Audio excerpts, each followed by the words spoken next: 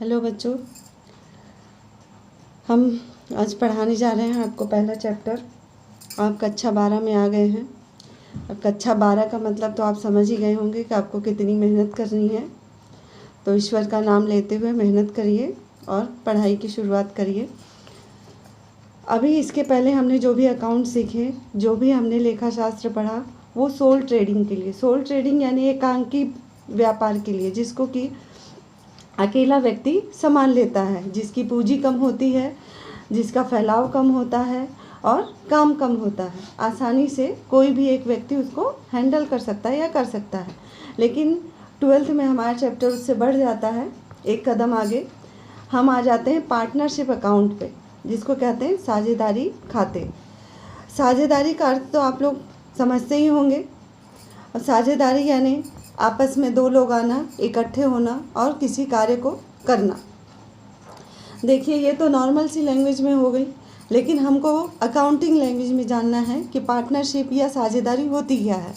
इसलिए हम ये पहले पैराग्राफ पहले पढ़ते हैं।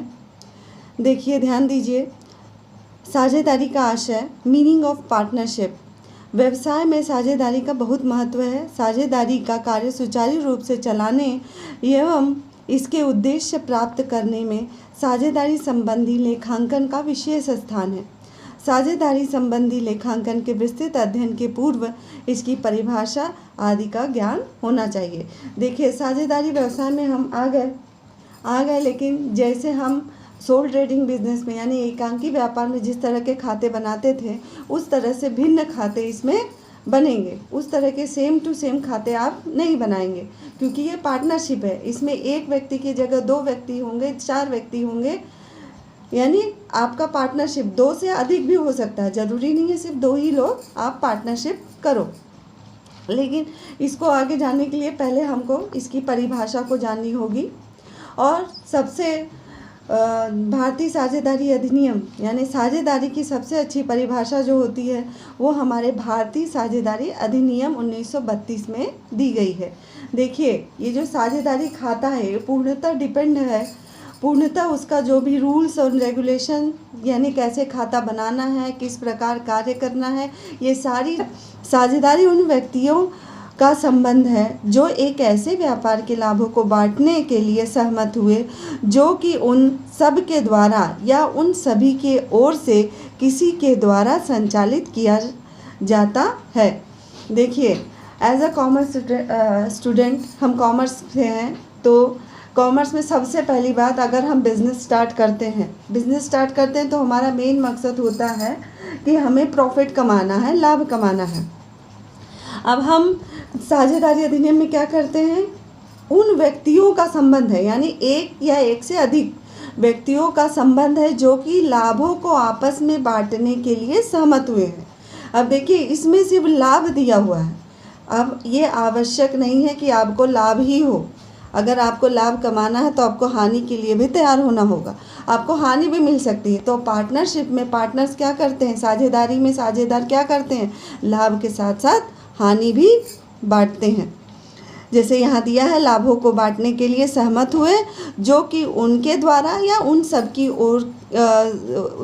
की ओर से किसी के द्वारा संचालित किया जा सकता है। देखिए, साझेदारी में एक फ़ायदा ये है कि मान लीजिए आपके साझेदारी में 5 पार्टनर हैं, तो 5 पार्टनर में अगर 1 या 2 पार्टनर हैं जो कि उनको टाइम नहीं है, वो नहीं कर पा रहे हैं, या वो नहीं उनको पॉसिबल हो रहा है कि वो आके व्यापार रोज़ पर रोज़ देखें, तो वो क्या करते हैं, 5 साझेदार में से जो एक्टिव साझेदार हो, जिसको बिज़नेस का ज़्यादा नॉलेज हो, या जो जिस व्यापार को खड़ा करने के लिए उन्होंने साझेदारी बनाई है, तो उस व्यक्ति को वो अपने प्रतिनिधि के रूप में खड़ा कर सकते हैं और अपना कार्य भी उस व्यक्ति से करा सकते हैं। यानी ये ज़रूरी नहीं है 5 के 5 पार्टनर हैं तो सब के सब लग रहे हैं, उनकी ओर से 1 या 2 पार्टनर भी कार्य कर सकते हैं। साझेदारी के लिए कम से कम 2 सदस्यों का होना आवश्यक है। देखिए, साझेदारी तो बनती ही तभी है जब 2 व्यक्ति आते हैं। अगर 2 व्यक्ति से कम है तो साझेदारी थोड़ी है, वो तो एकांकी व्यापार है। अधिकतम संख्या बैंकिंग व्यवसाय में 10 और अन्य व्यवसाय में 20 है। देखिए, अगर हमें साझेदारी करना है, बैंकिंग व्यवसाय में कितने हैं, 10, और अन्य व्यवसाय में 20। ये जो लाइन हमने अंडरलाइन की है ये बहुत ही इम्पॉर्टेंट लाइन है, तो इसको ध्यान में रखिएगा कि बैंकिंग व्यवसाय में कितने पार्टनर्स आ सकते हैं, 10, और अन्य व्यवसाय में 20 आ सकते हैं। इसके बाद देखिए हेडिंग दिया गया है व्यापारिक और अव्यापारिक साझेदारी, trading and non trading partnership. अब इसका क्या अर्थ है, जिस साझेदारी का मुख्य कार्य निर्माण व्यापार है। अधिकतम संख्या बैंकिंग व्यवसाय में 10 और अन्य व्यवसाय में 20 है। देखिए अगर हमें साझेदारी करना है, बैंकिंग व्यवसाय में कितने हैं, 10, और अन्य व्यवसाय में 20। ये जो लाइन हमने अंडरलाइन की है ये बहुत ही इम्पॉर्टेंट लाइन है, तो इसको ध्यान में रखिएगा कि बैंकिंग व्यवसाय में कितने पार्टनर्स आ सकते हैं, 10, और अन्य व्यवसाय में 20 आ सकते हैं। इसके बाद देखिए हेडिंग दिया गया है व्यापारिक और अव्यापारिक साझेदारी, trading and non trading partnership. अब इसका क्या अर्थ है, जिस साझेदारी का मुख्य कार्य निर्माण करना या माल का क्रय विक्रय करना हो उसे क्या कहते हैं, व्यापारिक साझेदारी। जिस साझेदारी का मुख्य कार्य क्या है, आप प्रोडक्शन करना है और प्रोडक्शन करने के बाद जो भी माल तैयार होता है उसको खरीदना या बेचना, उसे क्या कहते हैं, व्यापारिक साझेदारी कहा जाता है। और जो साझेदारी सेवाएं देने के लिए होती हैं यानी सर्विसेज देने के लिए होती हैं उसे अव्यापारिक साझेदारी कहा जाता है, जैसे चार्टर्ड अकाउंटेंट्स की साझेदारी एवं अटॉर्नीज की साझेदारी।